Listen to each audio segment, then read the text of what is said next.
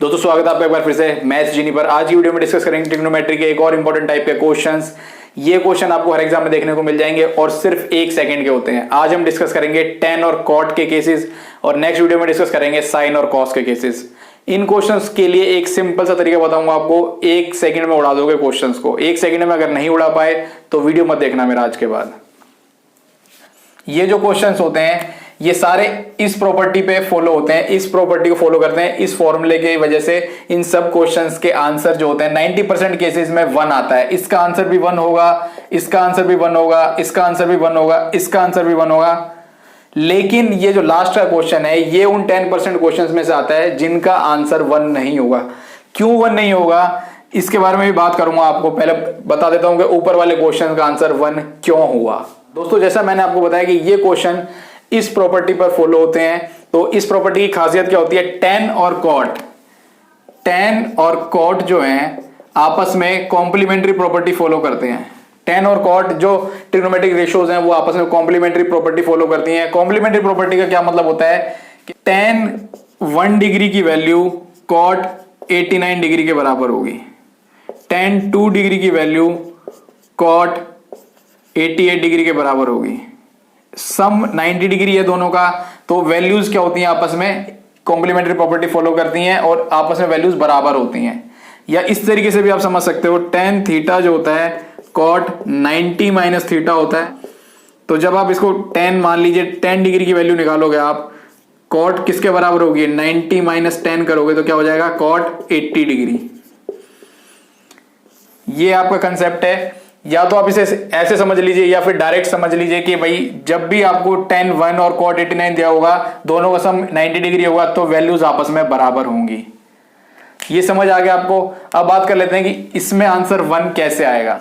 इन questions की खासियत क्या होती है दोस्तों कि इनमें पेयरिंग होती है। पेयरिंग का मतलब क्या है, फर्स्ट टर्म और लास्ट टर्म मिलके आपस में पेयरिंग कर लेंगी। तो पेयरिंग करने के बाद इस फॉर्म में कन्वर्ट हो जाएगा और आंसर क्या देगा, 1। कैसे 1 देगा, क्या मैं tan 89 डिग्री को cot 1 डिग्री लिख सकता हूं? दोनों की वैल्यू सेम होती हैं, तो क्या मैं इसको 1 डिग्री लिख सकता हूं?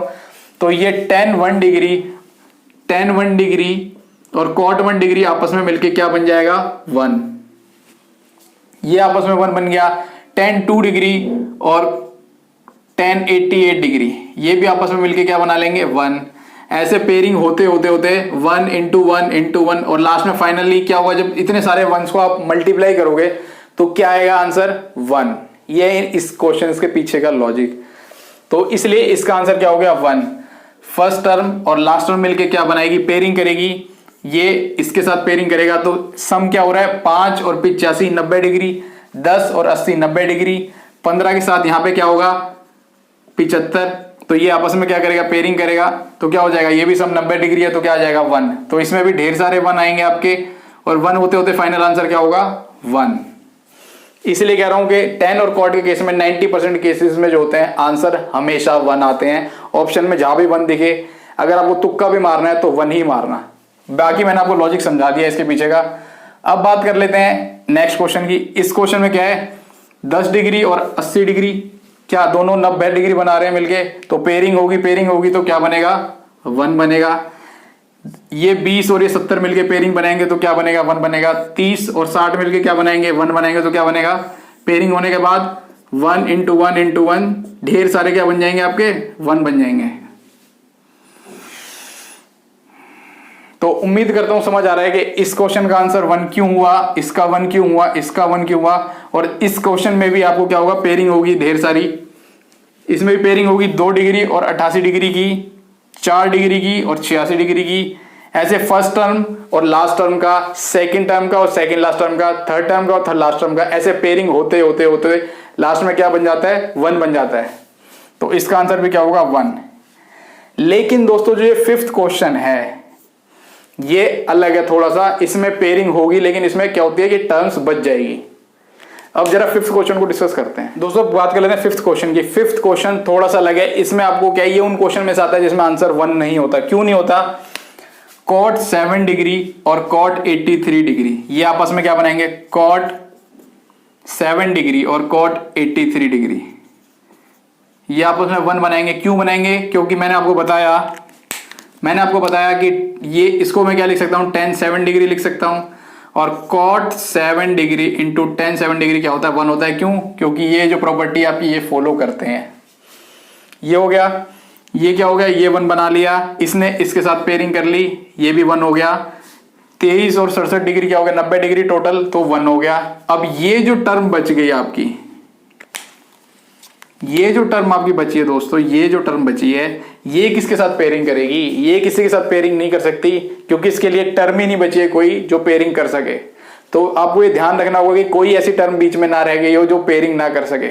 अगर पेयरिंग नहीं कर पाती तो जो वैल्यू इसकी होगी वही आपका फाइनल आंसर होगा। cot 60 की वैल्यू क्या होती है, 1/√3, तो यही आपके इस क्वेश्चन का फाइनल आंसर होगा, यानी कि इसका आंसर होगा 1/√3।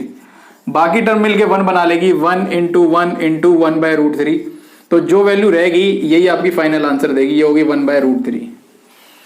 तो ये इस तरीके से क्वेश्चन करे जाते हैं। आपको 90% केसेस में tan और cot में 1 ही मिलेगा आपको।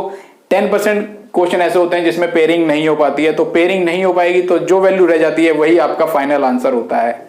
उसकी जो वैल्यू होगी वही आपका फाइनल आंसर होगा। ऑप्शन में देखो, टिक मारो, आगे बढ़ो।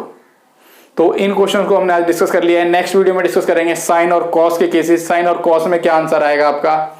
उसके बाद चलेंगे आगे ट्रिग्नोमेट्री में। अगर आपने प्रीवियस ट्रिग्नोमेट्री की वीडियोस नहीं देखी हैं, बेसिक्स आपके क्लियर नहीं है, तो चैनल पे जाके मैंने प्लेलिस्ट बनाई हुई है, आप जाके वीडियोस को देख लीजिए, आपके बेसिक्स क्लियर हो जाएंगे और उसके बाद आपको इन क्वेश्चंस को समझने में बिल्कुल भी दिक्कत नहीं आएगी। उम्मीद करता हूं आपको वीडियो अच्छी लगी होगी। मिलते हैं नेक्स्ट वीडियो में साइन और कॉस के केसेस में।